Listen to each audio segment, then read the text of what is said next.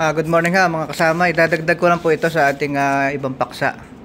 Yung RA 10066 providing for protection and conservation of national cultural heritage, strengthening the NCCA and its affiliated cultural agencies. Ang tinutukoy ko po dito yung mga antik. Kasi meron pa ho tayo dito mga ilan bahay na mahigit ng 100 taon.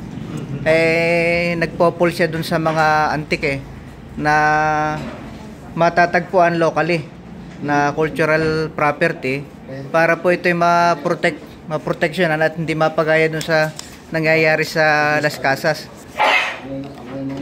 Ang magiging pamagat po nito ay protection and preservation of heritage building and structure in Maragondon.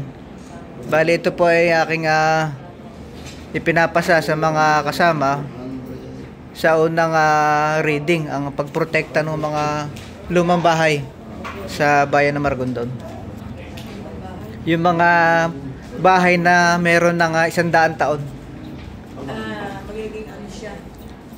Isasapi natin siya sa poproteksyonan siya under ng RA 10066. Magagawa tayo ng isang resolution para hindi sila basta-basta magiba. Resolution or ordinance? Ordinance, ordinance. So may ano yung Republic Act na yan, pro-national.